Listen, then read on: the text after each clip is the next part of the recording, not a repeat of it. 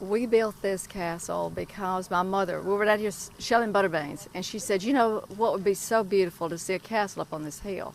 And so all my sisters just looked at her and then thought she was crazy. It sounds like a fairy tale, but it's real life. Over 60 years ago, Margaret Muse Lauren's mother, Margaret, told her husband, Grover, that this tract of land in Decatur would look especially nice if a castle were built on it. Many years later, that dream became a reality when Pierce Castle was completed in 2008. We built it, you know the old statement, build it and they'll come? It actually happened. I mean, we built it and then we decided to build a wedding venue onto it rather than just the castle, so we built this huge wedding venue so that nobody would have to get a wedding in the rain.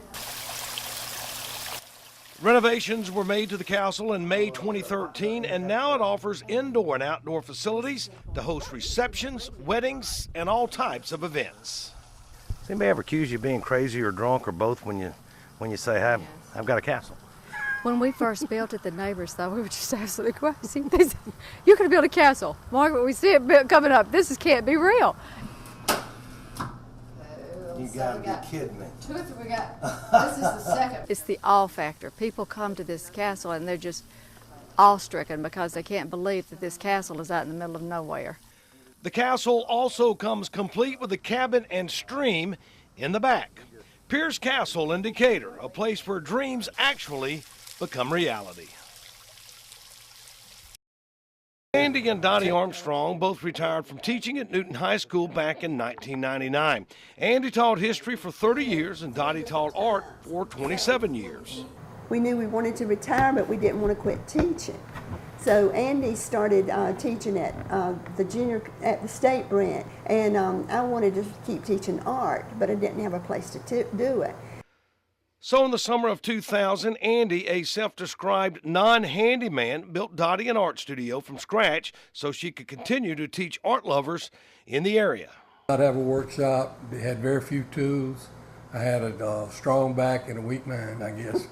And I went to the library and read about how to do things and came home and then went down to Haley's Hardware.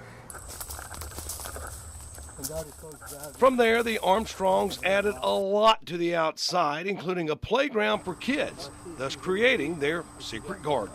What Dottie had me do is go up to her classroom up at Newton High School and measure it exactly.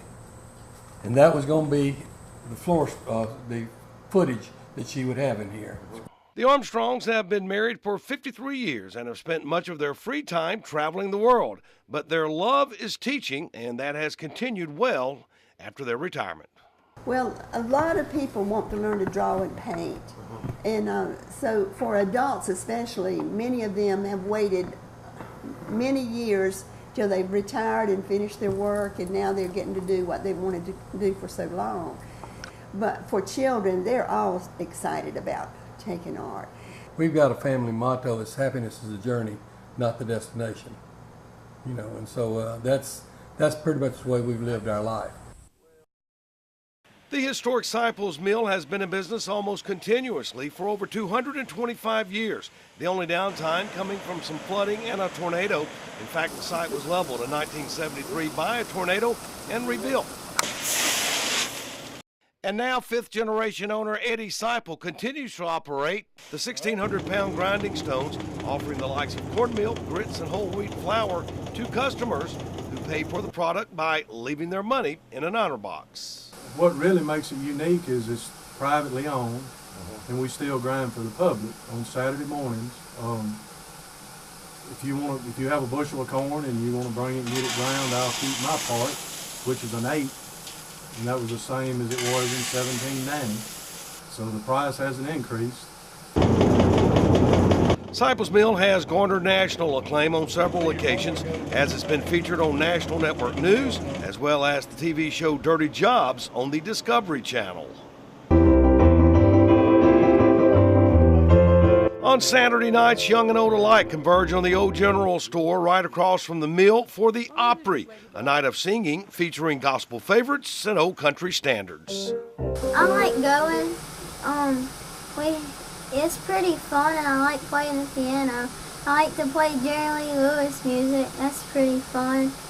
So if you'd like to take a step back in time, visit Ciple's Mill in Kemper County. The prices never change in this time-honored family tradition, and you might just catch the next Jerry Lee Lewis in action.